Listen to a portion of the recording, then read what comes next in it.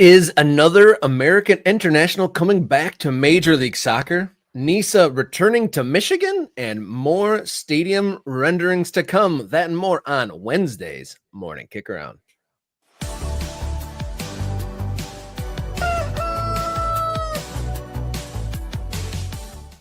Hello and welcome to the show. You've found your way to Morning Kickaround, the show where we cover the world's favorite game from the world's favoriteest country, coming to you live each Monday, Wednesday, and Friday. I'm your local soccer commentator, Robert Kerr. He's Jason Davis, the man on SiriusXM radio, but together we are doing the Morning Kickaround. How you feeling, sir? Ready. Let's kick some balls around and see what we can get into. Lots of very interesting and exciting American soccer stories today, Rob. What more could you want on a Wednesday? Couldn't ask for much more, Mr. Davis. Let's get through this hump day. Started off with some fun soccer talk, and we're going to talk stadiums, leagues, potential transfers, and much, much more. If you're watching this now, you haven't hit subscribe, do so now. Join the ever-growing group of subscribers to this channel. Your subscription doesn't cost a darn thing, helps us out substantially. If you'd like to kick your support up a notch for this program and this channel, become a channel member, become an MK Ultra. With your $3.99 a month, you get priority access to commenting on this interactive show. MK Ultras get their comments on the screen at a priority level. There you go, Crispy Doo. He's got his cones out and ready to ball already. Thank you for hopping in at the top of the show, Crispy Doo. You can also, with your MK Ultra membership, you get early access to videos, bonus content, and access to the Morning Kickaround Discord server. Loads of great conversations happening in there, from local all the way up to international topics. Great place for the soccer conversation to continue beyond the program here. If you'd like to support outside of the YouTube universe, coffee.com/Morning Kickaround. We've got some specific fundraising goals on there. Thank you to everyone so much who has already contributed there. And then thank you for tuning in, if nothing else. Love to have you along and chip in. This is an interactive show, so your comments add to this conversation here. Our goal, part of the show, is becoming part of the American soccer conversation, a town square, if you will. You can also follow along on social media at MKickaround on X, Instagram, and the Blue Sky, or write us a note, morningkickaround@gmail.com. Or look us up on Spotify or your favorite podcast platform. Just look for Morning Kickaround. You were going to say something, Jason? No, I was going to say support the show by telling people about it. That's the most important thing you can do. It doesn't, your money would be nice, but really what we need is for you to tell people that Morning Kickaround is out here doing this work and engaging in the conversation. Again, we want your thoughts, your comments, your your view on where American soccer is and where it's going, and all those things. The Discord inspired one of our segments today, so it's a direct reaction to what's happening in our conversation. I'm very excited for that. Ready to kick some balls, sir? Let's do it. All right, Wednesday's long balls coming to you here on Morning Kickaround.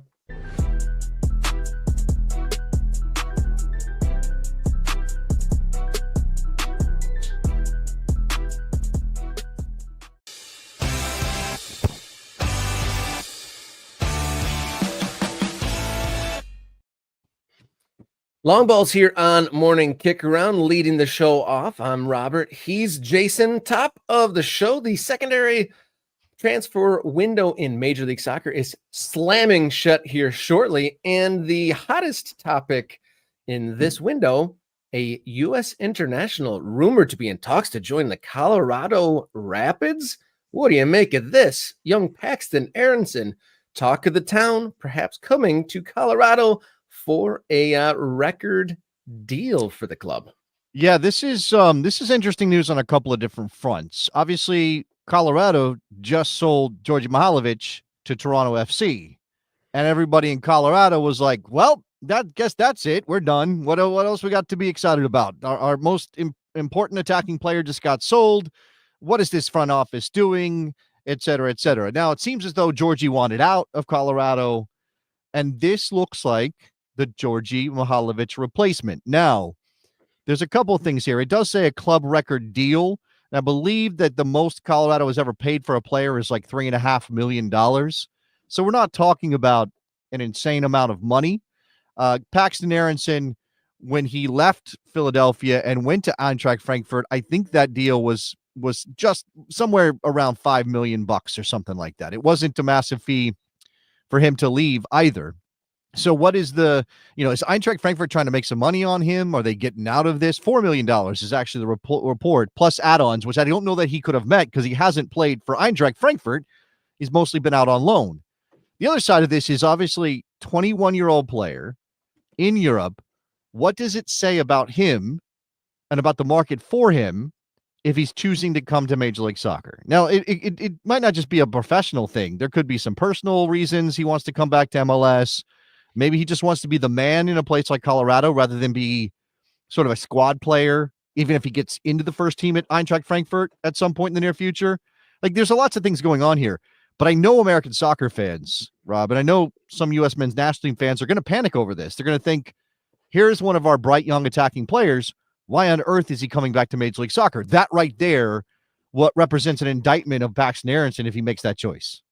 Yeah, it is what it is at the moment. For context, Aaronson has been abroad since 2022, leaving the Philadelphia Union, spent 2 seasons Eintracht, getting 22 appearances, then loaned out to Vitesse, Utrecht, Young Utrecht, and he has 1 appearance so far in the early goings of the Bundesliga season at Frankfurt. But you'd say that it wouldn't necessarily mean his star is rising if he returns to Major League Soccer, just with the way things are. And it wouldn't necessarily, I think maybe some other people, the fan base gets their hopes excited when they see a team name and a league name next to a player name. They assume that everything is onward and upward from there. And if a team believed in him at that level, he's at that level or beyond. Maybe that's not true. Right. Well, I think you have to decide, and just being in Europe is sometimes enough for some people. It doesn't make you a good player. No, it doesn't necessarily. And obviously there's different levels. If Paxten Aaronson is playing well at Utrecht, in the Eredivisie, a league not necessarily known for being overly defensive, right? As an attacking player, if he's got decent numbers, 9 goals, 6 assists for FC Utrecht, does that mean that he's, where he needs to be? Or is he being pushed in the right way? Is he growing in the right way? And again, the only reason this makes sense if Eintracht Frankfurt sees no place for him in their first team, and Paxten Aaronson decides he needs to do something, and there is this mix. I don't know if this is in Paxton's head, right? But there's this mix of different kind of motivations and things that are happening. Because one thing that's been coming up recently, it was in that trailer that got us talking about Christian Pulisic in the battle with the older generation again. One thing that was said in there, I think by Landon Donovan, is like not a lot of these guys right now are sort of the guy at their club level. Now, Christian, you could argue is, but the rest of these guys kind of are secondary players. They're not the man, right? They're not carrying the load of the team, which is something maybe the previous generation of players did, even if it was in an MLS context, right? And I'll leave it to you to decide which is better, to be a squad player or an occasional starter or even a regular starter, but not the star player in Europe. Maybe you're at a secondary level of league, because if you're not playing in the Premier League or the Bundesliga or a couple others, you're in a second tier. Or to be the man, to carry the load of responsibility, in this case in the attack, in a place like Colorado. Which one is better for your prospects? Not just, and maybe national team the national team considerations are only part of it for Paxton. Is this a move to make the World Cup team in 2026? We'd have to ask him, right? I think Mauricio Pochettino has shown a willingness to call up MLS players. So you're not necessarily eliminating yourself from consideration if you come back to MLS. But yeah, we are still in this mindset as an American soccer nation that if you leave Europe, especially at this age, that represents failure. Yeah, we're in such a knot as an American soccer fan base. It's like in our heart of hearts, obviously we want club soccer to be, leading the way in the football, but obviously it's not there right now. We don't want MLS to be strictly a retirement league, but at the same point, the general consensus is disappointment when a player within his prime or still aspiring to be in his prime returns home. Right, because he represents us, right? He's an avatar of Americans. Every player like Paxten, especially who goes to Europe young. Let's imagine, and I'm not saying I'm wishing this, definitely not. But let's imagine Kevin Sullivan at 18 goes to Manchester City, and because it's Manchester City, he goes out on loan to a couple of places, championship level. Maybe they send him to Girona. I don't know. That would be obviously better than playing in the championship because it'd be La Liga. But let's say in a couple of years' time, Kevin Sullivan's like, it's not really working out for me. I'm coming back to Major League Soccer. People will see that as a failure, and it will be this crushing blow to our psyche that this guy couldn't hack it. This guy who was identified at 16 years old, 15, 16 years old, that was going to be a superstar, and it didn't happen. And then what does that mean? And is it a failure on his part because he chose not to stick it out, or is it a failure on American soccer's part? I mean, again, figuring out where to put blame in this situation, if you want to blame somebody for Paxten Aaronson maybe coming back to MLS. And this is not done, but Tom Bogert is reporting that it's, down the line, that it's not just about a player making a move. It has to be this bigger thing about what it means for American soccer. I'm also curious, just from a just pure, hard, real world examination, I wonder if the money is better. Would MLS be paying a American player more at this level? Like, obviously, if historically a player coming back has already made a name for himself, so we can come back with an inflated pay packet. But I mean, he's been away for 3 years, has had some success. He's had 4 international appearances, so he's like peripherally a name player, so to speak. With this, a player at this level, I'm curious if coming home would be a pay increase. Probably would. I mean, at those numbers with the transfer fee, is he going to be a U22 player? Is he going to be a DP? I think that's the question. But I do think that probably he would make more money coming back to MLS. If you are, I don't know the agreement between Eintracht Frankfurt and Utrecht, but I do know that there are foreign player limits in the Eredivisie, and if you are a foreign player, you typically have to make above a certain threshold, right? It's not they're not having foreign players down the squad, down the roster. Generally speaking, I don't know how that works with a loan in Eintracht Frankfurt. We have to dig into those details. So it's possible he was making a good amount of coin in Holland to play for a team on loan. But again, probably this would be a pay raise for him. Nate coming in with, I don't know how to quite coin this one, but losing to Panama 3 times in a row. Major Tournament says, Crowley crushed my psyche. Kevin Sullivan can do no further damage. Fair enough. And going to Panama, he needs visible playing time as the man ahead of the World Cup. So putting that in perspective, if he comes to Major League Soccer and is like the best player there, obviously that's better for his World Cup status, you'd think, rather than being a bit part player. You'd think, and again, you have to crawl in the head of Mauricio Pochettino or any head coach of the U.S. men's national team to know for sure. But I do think that there is a certain kind of American soccer fan, and granted, I am pulled in this direction too, right? Again, we are so desperate for our guys to hack it at the top levels of the game that this sort of, and by the way, there's nothing that says that Paxten Aaronson can't come back to MLS, star for the Colorado Rapids, and go back to Europe in 2 years' time when he's 23 or 24 years old, and maybe the Rapids benefit. I mean, this could be a longer play for the Rapids. Yes, we need an attacking player to replace Georgi Mihalovic, and here's an opportunity to get an American player and maybe make him a star in Colorado.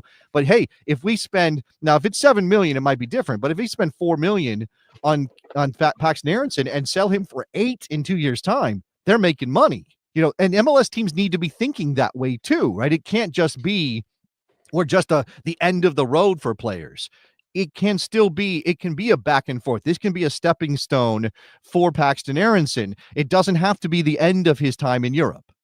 Like, he can get his stats boost here and then jump back. That's an interesting thought indeed. But yeah, it doesn't have to be a permanent move back if it indeed does occur. Moving on to long ball number 2 here on Wednesday morning. National Independent Soccer Association revealing more details of their resurrection. Their fall tournament is coming, and it's coming to Michigan. There's 8 teams participating in what they're calling the Pro Fall Tournament. The Say it Pro again. Cup 2020, NISA Pro Cup 2025, Rob. Yes. Yeah, and obviously we're all going to be looking at this with a skeptical eye because NISA doesn't have a lot of built up credit with us. This is dipping their toes back in the water. We had Chandler Hoffman, their new commissioner, on the show, I don't know, what is a month ago or something like that. Yeah, Go something watch like that. Chandler Hoffman's conversation with me about sort of relaunching NISA. This is a guy, obviously, look, no offense to Chandler Hoffman, and I think he might identify himself as such, a little wet behind the ears, right? Fresh out of a college experience, getting his degrees and all things that. I think he was taking courses at Georgetown in sports management, and now he's going to become the commissioner of a league that, again, has a lot of work to do to prove that it can last and stand the test of time and actually put together something that is organized from season to season. 8 teams involved in the NISA Pro Cup: Arkansas Wolves, Capo FC. Rob, do you know where Capo FC is based out of, or any familiarity with Capo FC? Now, these teams are, should be mentioned, these teams are, high amateur teams. I mean, these are teams that are trying to play at the NPSL, UPSL levels, generally speaking. Maybe they'll have a USL League 2 entry, because you can play, because of the way UPSL works, you can play in multiple leagues, and they'll do that. Capo FC California. is based out of Orange County, California. They are San Juan Capistrano, actually, is where they're based. So there you go. That's the Capo situation. DC Hyper, Los Angeles Force, Northern Colorado Hailstorm. That's a name from the recent USL League 1 past that lost their seat in that league because of some financial issues, but they're still going as a club. Modesto City FC. Now, I believe this is the team that already plays in Modesto that kind of came up as a concern, a peripheral thing when we talked about the stadium plan in Modesto, right? This is not a high level pro team. This isn't a Chattanooga FC, Chattanooga Red Wolf situation, but there's something there. Sin City FC, which I can only presume is based in Vegas. Rob, are you aware of Sin City FC? I believe you're right, but I don't know anything beyond that. I think they have kind of like a gangster motif to their badge, if I recall correctly. I don't. They're in there. It's more like a soccer ball above a city skyline thing, and I think that skyline is Vegas. So it's North Las Vegas is where Sin City FC is based out of, and then Temecula FC out of California. And they're all going to Michigan. There's no Michigan teams involved. They're all going to Michigan. Yeah, I did send a reply, and we'll update it as we go, asking if the Michigan Stars has anything to do with NISA anymore. I asked Judge Youngkai, the owner of the Michigan Stars, and I think that was about a month ago when we had the NISA commissioner on, and he stated he didn't have any involvement in, but now we see this is being hosted at their facilities in Washington, Michigan, which is a very rural area. It's probably beyond the suburbs of Metro Detroit. It's very much a soccer facility, an indoor facility, a couple outdoor fields, and one AstroTurf field with nothing surrounding it because they couldn't get the building permits. There was some sort of a fallout between them, so there's just a random turf field in the middle of a open field. So, but if somebody like hits an errant ball, you got to go chase it into the fields. That's how that works? That's great. I love that. So I'm curious to see if this tournament will be played on the grass fields, the turf fields, or in the indoor portion of that. But interesting that Michigan Stars not listed in the participants, but is hosting. So there's always a little bit of peculiarities when it is associated with NISA. But they're coming back apparently.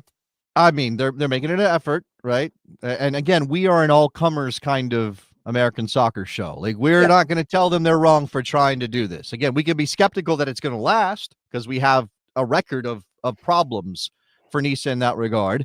But again, if they want to try to get this going and there are clubs who want to be involved, more power to them, I guess. If you do want to see this, right? If you want to see what fields these are taking place, the games are taking place on, you can see it on Roku TV, YouTube, and NISA Plus.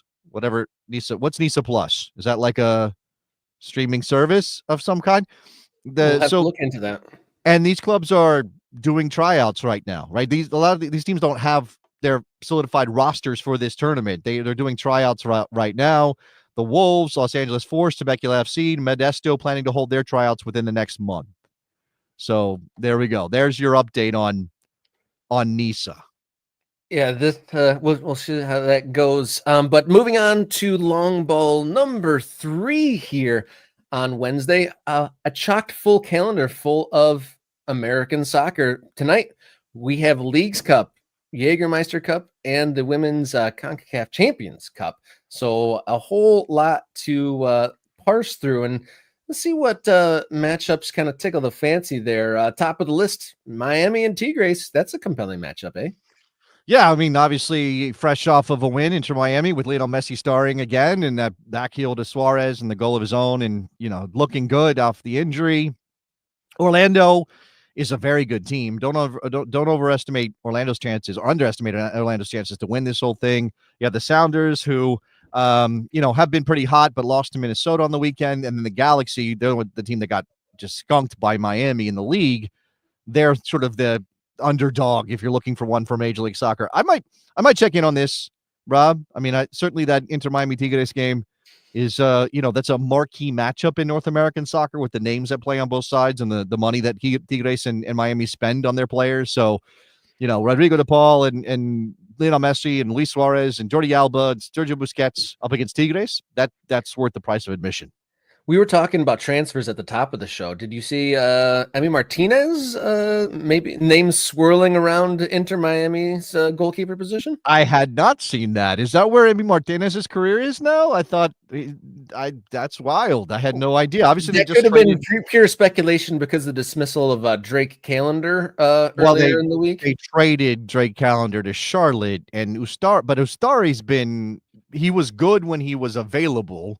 Obviously he's 39 years old, so he's probably not going to be there for the long haul. But yeah, I mean, if Emi Martinez ends up in Miami, that would be wild.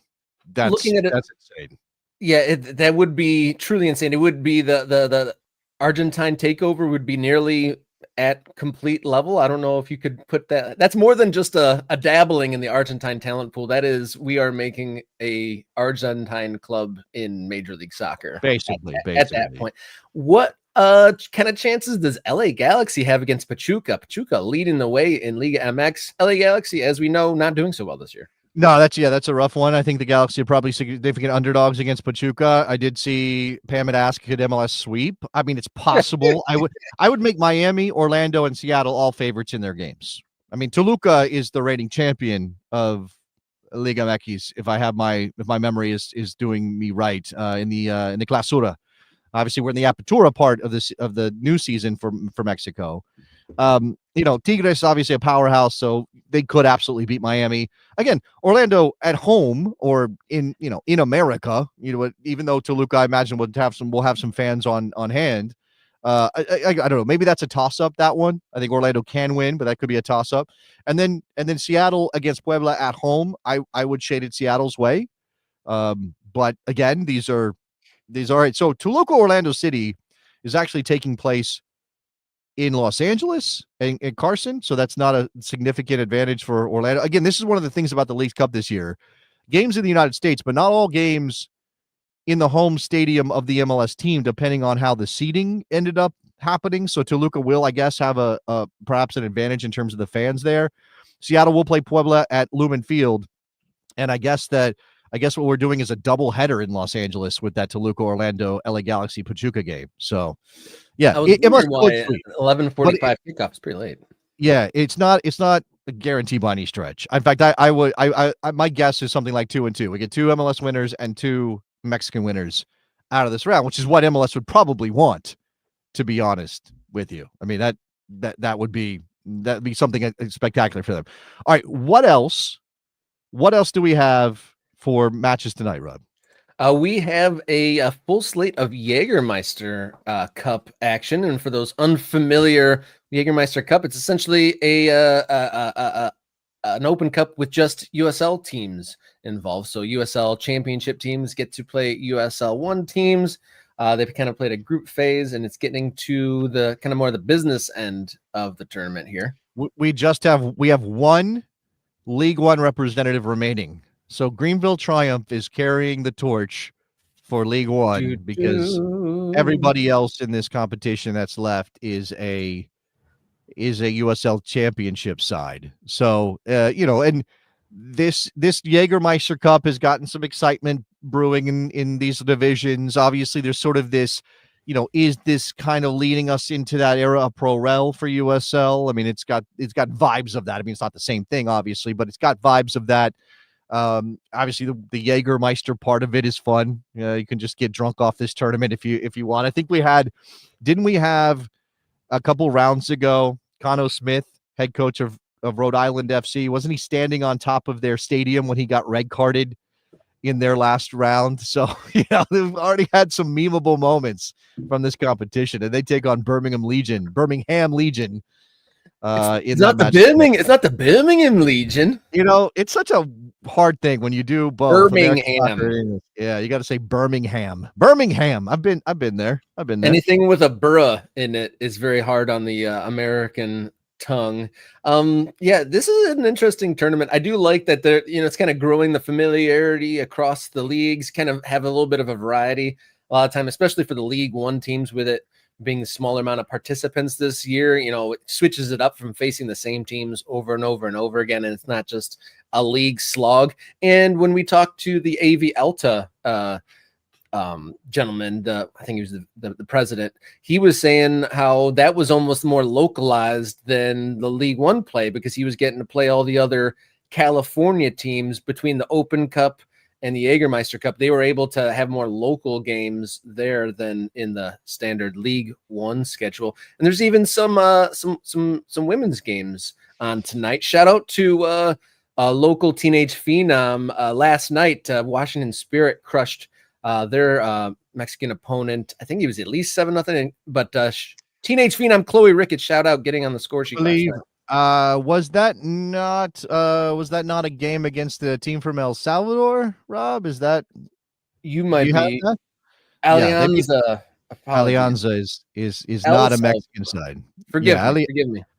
So that's the CONCACAF W Champions Cup is what you can see it there. It's a mouthful, but it's a Champions Cup, but for women tonight. Gotham, Monterrey, and Alajuelense and Club America. So that should be interesting. I'm not sure about the broadcast situation, particularly for that second game, Rob. And obviously, the better the rest of the region gets, the better it is for NWSL, which has a massive advantage. And obviously, Liga MX Femenil has a lot of very good players, and we've been talking about some potential major transfers as well coming out of Liga MX Femenil to NWSL, because just I think yesterday that reports came out that said Lisbeth Ovalle could be headed to Orlando for a record fee in women's soccer, period, not just here in this part of the world, but period in women's soccer. Obviously she is, she's a Tigres player, so not involved in the Champions Cup matches tonight. But you can get a taste of Liga MX Femenil by seeing maybe what Club America does tonight against Costa Rican opposition. Yeah, interesting. If that transfer does go down, does that solidify NWSL as more the ideal destination for the top women's talent? One of the things that's compelling about the women's game, it's more of a undiscovered frontier. NWSL, the Super League, and now the Mexican Femenil League has some sparks going on. Do you think NWSL still the top destination? Yeah, I mean, I think so. The money is going to be interesting. So the current record for a transfer in women's football is last month, Olivia Smith, the Canadian international, went to Arsenal for £1 million, which is $1.34 million. Right. And we had talked about Naomi Girma making $1 million move over to England, which is a big deal. And obviously, if the money flows from the men's in the general sense of a club, say at Arsenal or Chelsea or these kind of places, and I know Chelsea they've done some financial shenanigans around the women's team and things like that. But, you can imagine that Chelsea as a club with both a men's team and a women's team is going to have more money to go spend than an NWSL team would. And there are obviously rules within NWSL. The NWSL has an annual net threshold on team transfer spending. So it's $550,000 per team this year. And because Orlando sold Brazilian midfielder Adriana to Saudi Arabia club Al Qadsiya for $500,000, they can make this move for Ovalle and not break the rules. But they can't just go out and spend a bunch of money the way that maybe a Chelsea could or an Arsenal could or a team like that. So, that's part of, I think that's part of the development of women's football is sort of where is the money going to be. I truly believe NWSL remains the premier soccer league for women's soccer in the world, the premier league for women's soccer in the world. But that doesn't mean that they're going to always get the best players, especially if there's more money kind of slopping around in some other places. And Ovalle was linked to Barcelona. Right now, the women's team is going through this thing where a bunch of players are leaving that may be related to the men's team's financial issues, which that's not something that NWSL clubs have going on, right? There's no men's team sort of like siphoning away resources from the women's team. It's just, do they have the same kind of financial strength as some of these big European club names? We shall see. Plenty of action ahead tonight if anyone wants us to watch some live soccer. And if you've been tuning in, and if you haven't hit subscribe yet, do so now. Hit the subscribe button. Helps out us a ton and costs you absolutely zilch. And $3.99 a month is the channel membership. You become an MK Ultra. You get priority commenting on these live videos, and you got the point finger here. I wanted to give an update because we opened the show talking about Paxten Aaronson. We are live. Why wouldn't we update if we have live breaking information? Tom Bogert is now reporting, as we had somebody say in the chat earlier, that the fee for Paxten Aaronson, $7 million with $1.5 million of add-ons. So if he reaches certain thresholds in terms of performance and appearances and those kind of things, it will be a DP deal for Aaronson, and he is on his way to Colorado right now. Looks like this is getting done. You heard it here live here on Morning Kickaround. Paxten Aaronson, interesting deal. We should see how that plays out. Back to how you can support the show. MK Ultra, $3.99 a month. Priority commenting on the shows, early access to videos, bonus content, and access to the Discord server. And something we don't talk about much on the program, but if you want to support it in just a one-off way, no commitments whatsoever, is Super Chats. You can just donate there. No need to press any more buttons outside of a Super Chat. You can follow along on social media at mkickaround, X, Instagram, and Blue Sky. And then write us a note, morningkickaround@gmail.com. And you can also support it, ko-fi.com/morningkickaround. All right. Ready for another segment? Let's go. All right. Let's talk stadiums in today's hot topic here on Morning Kickaround.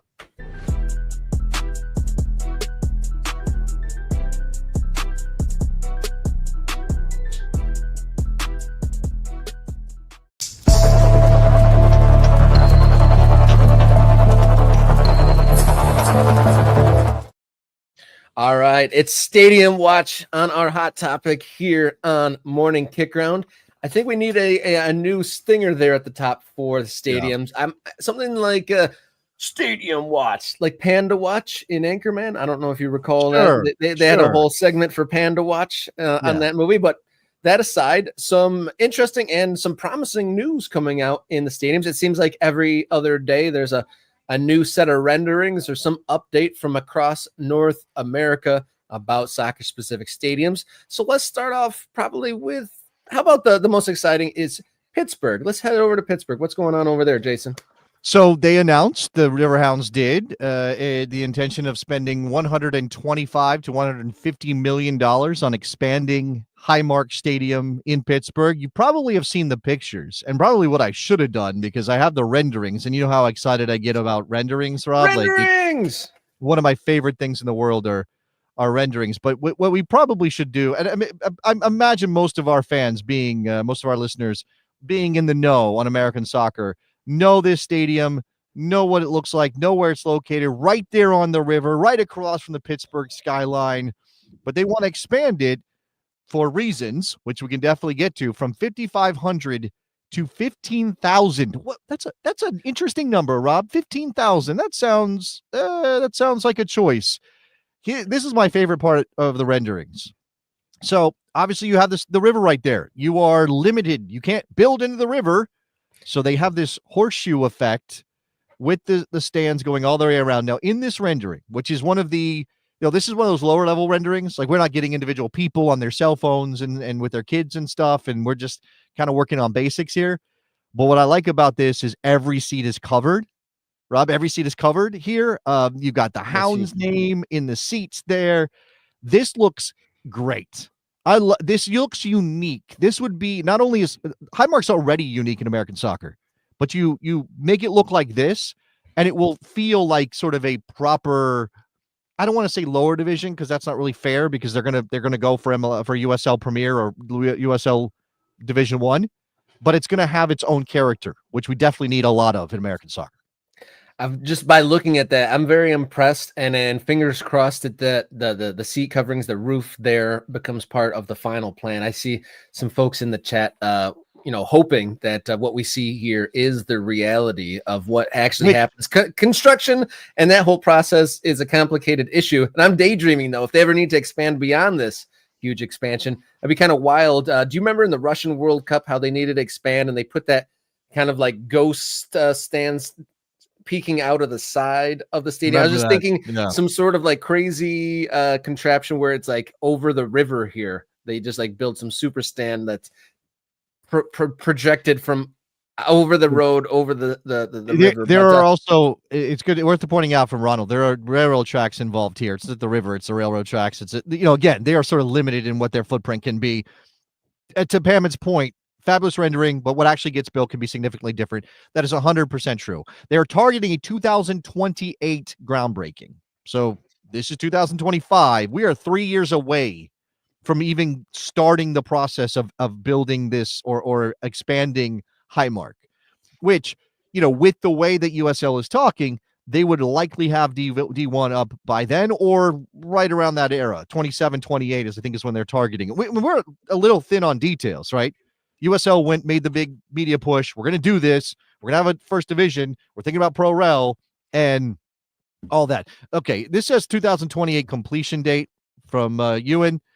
Again, what I'm reading here from the Pittsburgh Post-Gazette says the team is targeting a 2028 groundbreaking for the expansion, although the construction timeline will depend on funding and permitting, says Riverhounds president Jeff Garner. And then once it is complete, the team expects to offer over 12,500 general admission seats and several thousand more premium club and field level seats. This is the next level for Pittsburgh. We do have a couple more renderings here if you want to see. So we've got this one is more. Yeah. So again, you kind of, this is character, man. Like, this just has character. You know what it reminds me of a little bit, although it's kind of different in the sense that you have that big flat building with the media and everything else.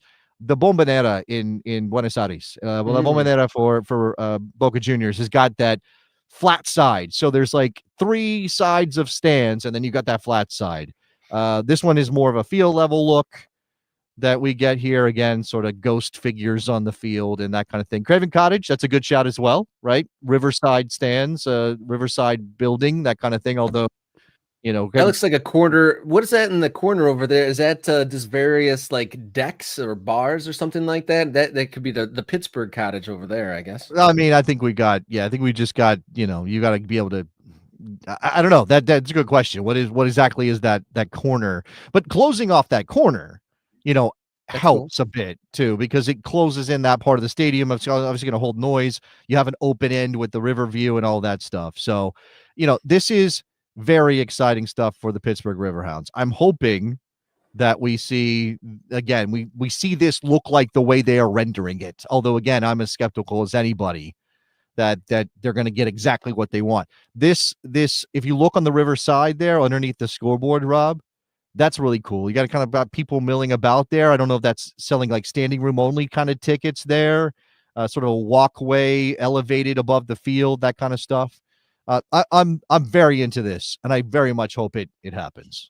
Yeah, that's definitely of the renderings we had. That one stands out a lot. Definitely unique, and definitely incorporates the unique terrain there. And I've always like watching a stream of a Riverhounds game is always pretty interesting. The background of the stuff going on there on the riverfront, but pushing on to another city and another soccer stadium with some more renderings. We talked about Sacramento, I believe, on Friday's show, but we have some more renderings coming over from the club, and wow, that's some lush art right there. It is. It's beautiful. These are the fully realized renderings. Now, again, just like every other project, will it look exactly like this? We don't know. Construction, all those things. But I think, they had the groundbreaking.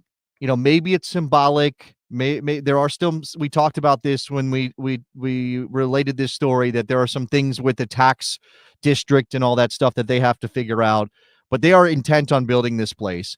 And I think maybe the most important detail that has come out in the reporting on this is that this is very much an MLS play still for Sacramento. While Pittsburgh is saying we want to get to 15 so we can get to a first division level and USL's top division when they launch it, Sacramento is still thinking if we can get to 20, this is not going to be 20. It's going to be 12,000 to start.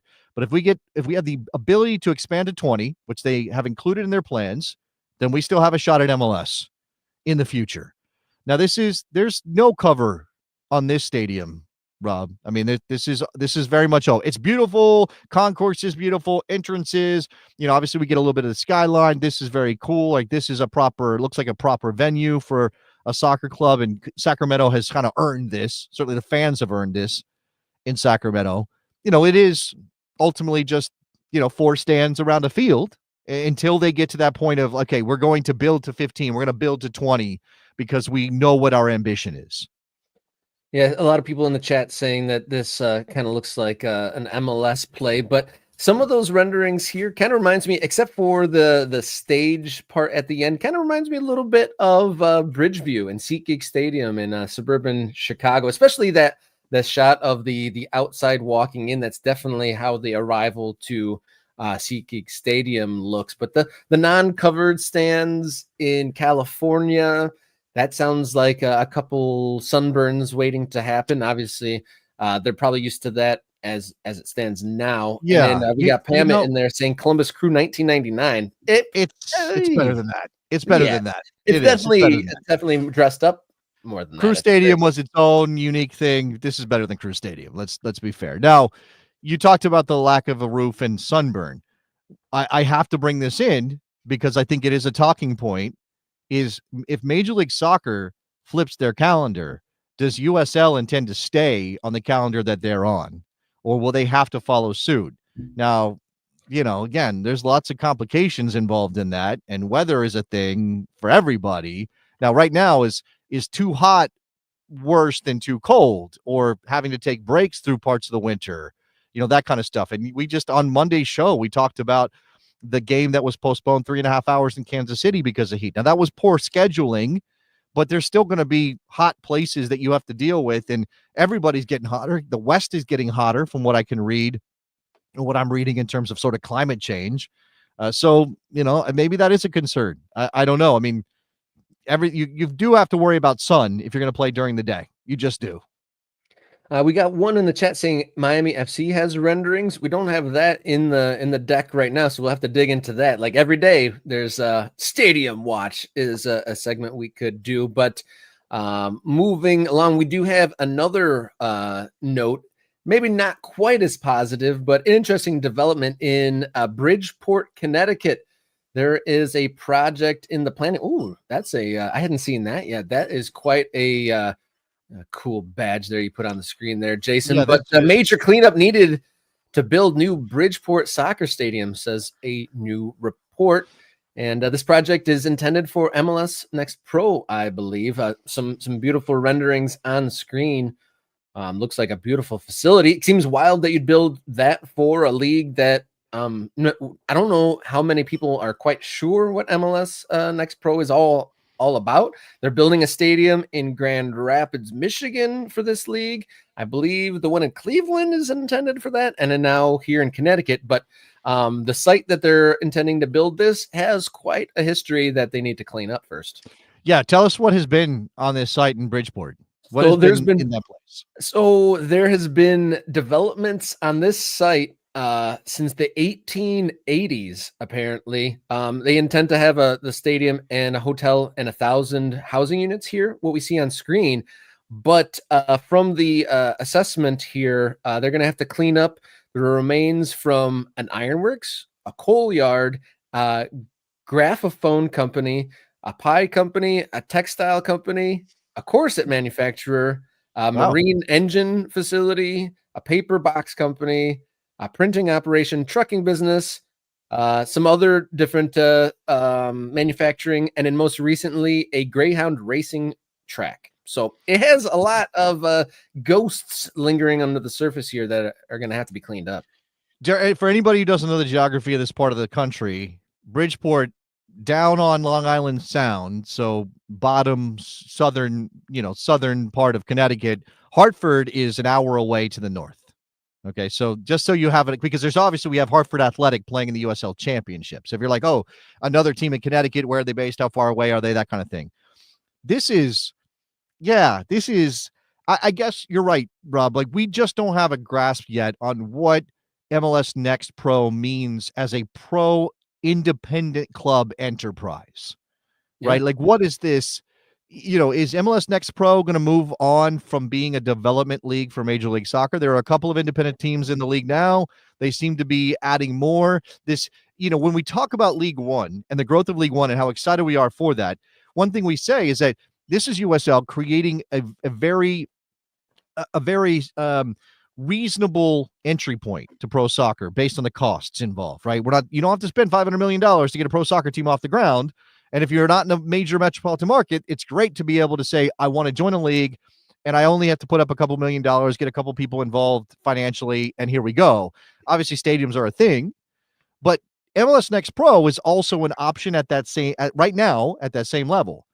Is it a better option, Rob? Like, would you rather be playing against Columbus Crew 2 than against Portland Hearts of Pine or Union Omaha or Greenville Triumph? Like, I don't know. Like, it's a very weird one for me that this is now a place where you're putting in independent teams. And after going away from it, because in the beginning of the MLS, it wasn't MLS Next Pro at the time. I think it was, I don't remember what it's called, but remember we had the Philadelphia Union's second team was not Philadelphia Union 2. It was Bethlehem Steel, right? Yep. And I remember at a point the Sounders had Tacoma Defiance, and then the league was like, actually, what you need to do is all these teams need to be a second team from your main brand, and we don't want you splitting off and dividing your brand up. So then you're Seattle Sounders 2 and Philadelphia Union 2. But now they're going back in the other direction. So the Sounders team in MLS Next Pro is Tacoma Defiance. Nashville's team in MLS Next Pro doesn't play in Nashville. They play in Huntsville, Alabama down the road, and they're Huntsville City FC, right? So there's nothing that like ties them directly brand-wise to the MLS team. So is the plan long-term to split these teams off as brands and then also have independent teams to populate I don't know any of that. And it seems very muddled at this point. Yeah, not quite sure where it goes. And I know that there is a slight bit of like using the MLS name to gain some or just kind of pave the way for these new places. Because I know in Grand Rapids, when I've asked my friends that live out that way, they said that the general public thinks that an actual MLS team is coming. And so does that excitement subside when the general public realizes they're going to be playing reserve teams?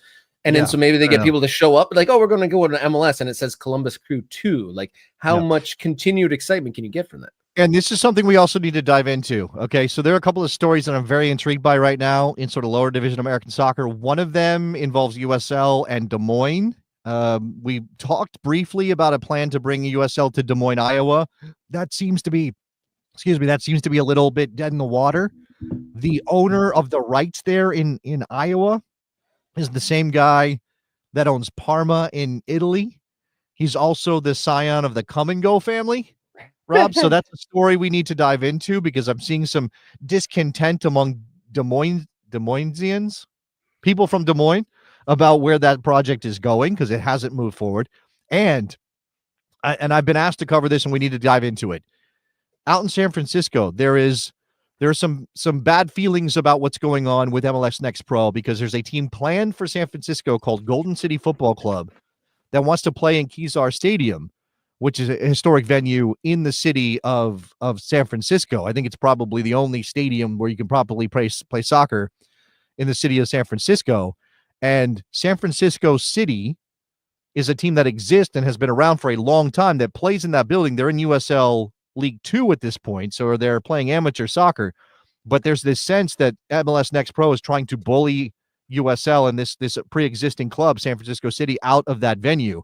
And I don't, I could very easily say MLS is the bad guy here. And I think most people would jump to that conclusion. But I would love to dive into that story and find out what's going on. Because, again, when you look at the MLS Next Pro pages, you see the planned expansion teams, the planned additions include that San Francisco team, Golden City, West Michigan Soccer, which you mentioned in Grand Rapids, Cleveland Pro Soccer, which you already mentioned, Connecticut United, who we just talked about, and Jacksonville Armada, who had a previous life in NESL and has been playing into high levels of amateur soccer for a while. And I think we covered on this show, we had the guy who's behind the relaunch of Jacksonville Armada, Robert Palmer, on the program. So lots of things happening in kind of this weird, shifting allegiances and different leagues, and what's the approach and what's best for these clubs when they want to go pro.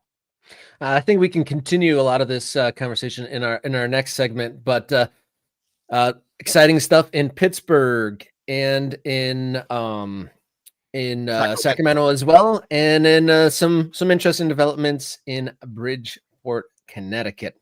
If you'd like to support the show, just hit the subscribe button, take it up a notch, become a MK Ultra, a member of the channel, or you can reach out to us on social media at mkickaround, on X, Instagram, Blue Sky, morningkickaround@gmail.com. If you'd like to write a note to us, always like to get feedback from the viewers.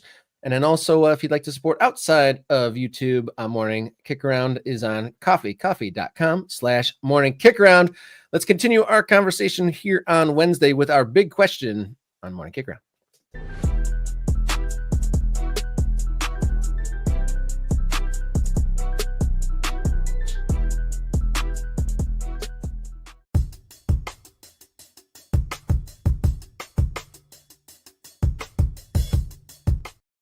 Big question here on Wednesday, ripped straight from the Morning Kickaround Discord server. Of course, you can gain access to the Morning Kickaround Discord server by becoming a member of the channel. So the big question from there, are we more excited about where USL or MLS will be in 10 years? Now, that's a big one because, as we said in the last segment, there's a lot of muddled allegiances, a lot of plans, and details maybe are a little bit fleeting at this point. We talked last week with the commissioner of Midwest Premier League and kind of came to the conclusion we're in the germination state of this next phase of American soccer. But as we sit here now, in our heart of hearts, are we more excited for where we will be in a decade with USL or Major League Soccer? Well, okay, I think this is about ceiling, right? Like what's the available space between where the league is now and where they could be in 10 years, right? And Major League Soccer, over the last, especially 15 years, has taken some major steps, some massive steps forward. I mean, that's stadium building, that's successful expansion teams, that's big name signings, that's developing players. Like all those things have happened for MLS. Whether they have happened in the right way or fast enough for you, that's for you to decide. But I think it's very obvious MLS has made big leaps forward in the last 10 or 15 years. But it's kind of hard to imagine, short of them doing something we don't necessarily see coming, which is taking all of the guardrails off on spending, Rob, right? Unless they do that. And obviously, look, we do have in play, and something you have to consider, whether or not you think the calendar switch is a fundamental shift for the better for MLS, or maybe for the worse. Right? That's a thing. Right? MLS 4.0 or whatever Don Garber's calling it, right? What is that? Is it 3.0 or 4.0? I can't remember where we are. Well, it's getting a little conflated because I proposed that we were heading into, as a country, into American Soccer 4.0, right at the same time Garber said they were heading into 3.0 as a league. Right. Okay. So 3.0, yeah, American Soccer 4.0, MLS 3.0, who knows? It's an operating system situation. MLS 3.0, what do you imagine that to be? That's part of the consideration as to whether you could be more excited about MLS or USL. But for me, the ceiling is so much higher for USL. Now it's fraught. It's a little bit dangerous. Some of the things that they're doing, it's possible USL gets a little bit out over its skis. And okay, fair enough from Andrew that a lot of what we're talking about with USL is hypothetical. Yep. Right. So the pro rel thing, it's still hypothetical until they institute a plan and say, this is what we're doing. And now we're playing games. And at some point in the near future, we want to spend some time with a very good article that was written by Ryan Hodek at quailcitysoccer.com that he outlines where the USL teams are in relation to their potential to be D1 clubs, right? Relative to where the PLS situation is, right? Stadium capacity, metro population, those kind of things. So that's fascinating, right? We're talking about whether or not USL can get there. It's all sort of like best laid plan situation. But still, for me, even with a lot of that being uncertain, even with there being no clarity yet on what the pro rel plan is going to be or what the USL D1 population will be in terms of clubs, man, I still think I'm more excited for USL, maybe because it's more uncharted. Whereas MLS is going to be exploring parts of their already mapped out. It's not mapped out, but exploring new places in what they've already done. USL is going to be, basically going to the moon. It's possible that they're going to the moon, Rob. Yeah, Major League Soccer, to your point, over the last 15 years went from non-existent in the world's economy of players coming and going, and now we just talked about it today, multiple players coming and going in and out of Major League Soccer across the world. So that's huge in general, and that only seems to be expanding. Go ahead. Yeah, it's just that thing of MLS, because of when it launched, how it launched, the competition it was facing for hearts and minds, the money situation, again, lots of things rub people the wrong way when it comes to MLS because of the money it takes to enter that league, right? It doesn't feel like it's community-based, it's for the people, that kind of stuff. In a lot of cases, some people would disagree, and obviously clubs like Andrew's Columbus Crew have been around for 30 years.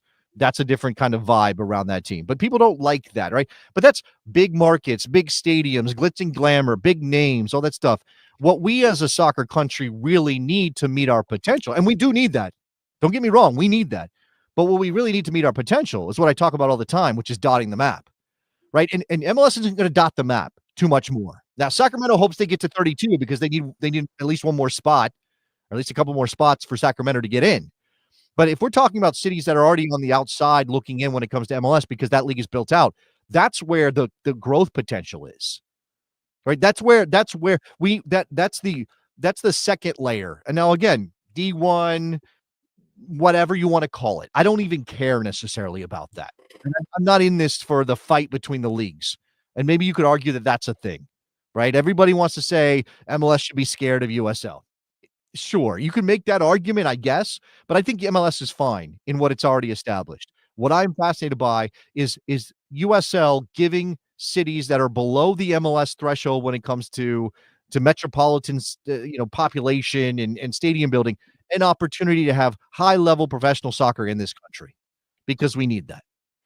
This conversation brings me back to when I talked to Sean Mann right after these the USL Pro Rel announcements and all that happened. Is both MLS and USL sitting here now realizing that they aren't fully capturing the rising American enthusiasm in the sport in general, and so MLS is attempting to try to capture more of that with added expansion, maybe this calendar change. Will that capture more eyeballs? USL, they realized they were kind of doing the same thing over and over again, competing at the second and third levels.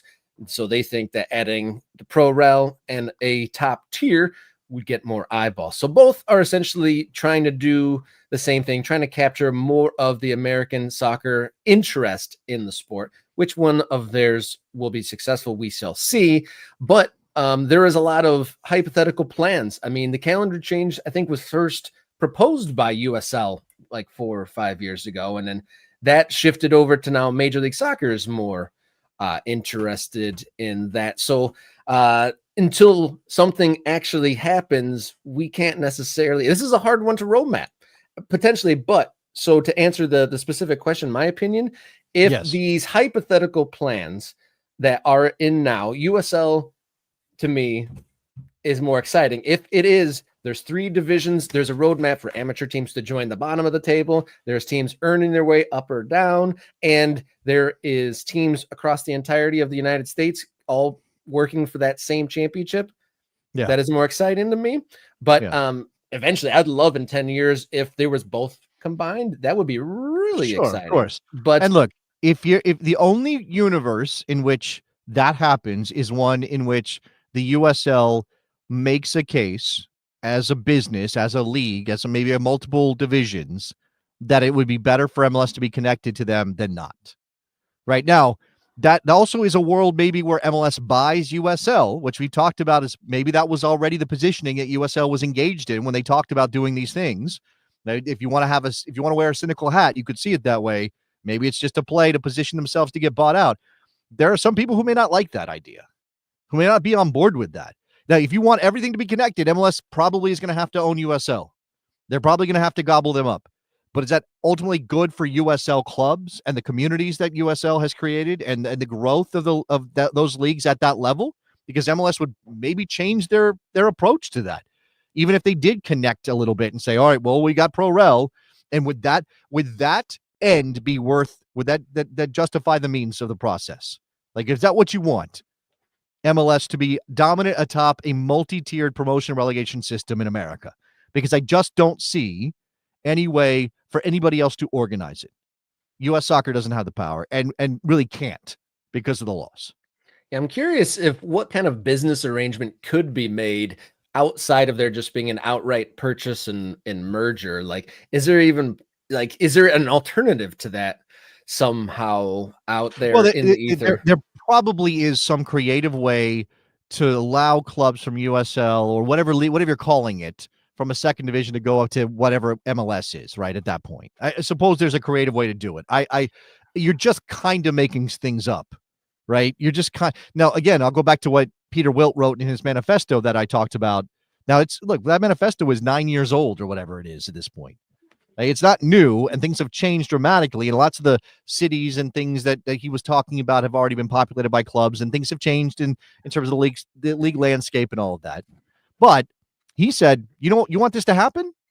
Then all of those MLS clubs or USL clubs rather, need to be part of the MLS single entity. That every owner of USL, if you want to connect the leagues, needs to be bought into the single entity of MLS. Because then everybody's on board in the same pool, right? And then it's operating rights. It's not pure ownership, which, again, if we talk about semantics and the way people feel about that in this country, a lot of people would not like that. But that's probably the simplest way for those things to happen. And if that happens, well, then we don't have to make a choice here, MLS or USL. I don't see it that way, though.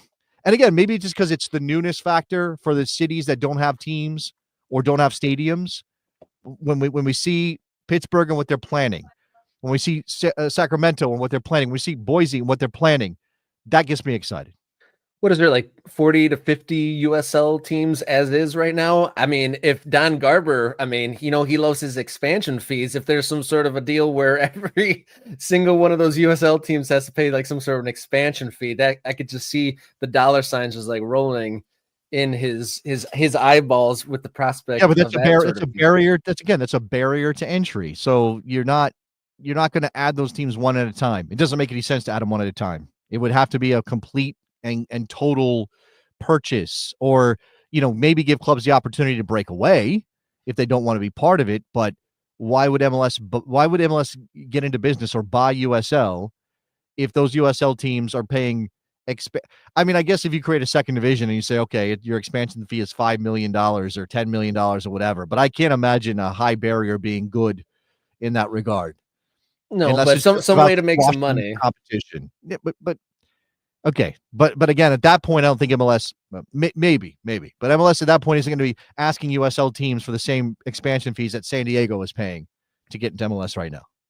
This might be a topic for another day, but one thing I was just thinking is for MLS and USL, I think that with soccer kind of being accepted more generally, and with the kind of the fracturing of collegiate sports, maybe this is the opportunity for both leagues in general and just for the sport in general to just be a way to represent local pride, local city community pride, sport outside of, soccer in general, just like be the place where people can plant their flag for their community in general, I think would be we talked about that.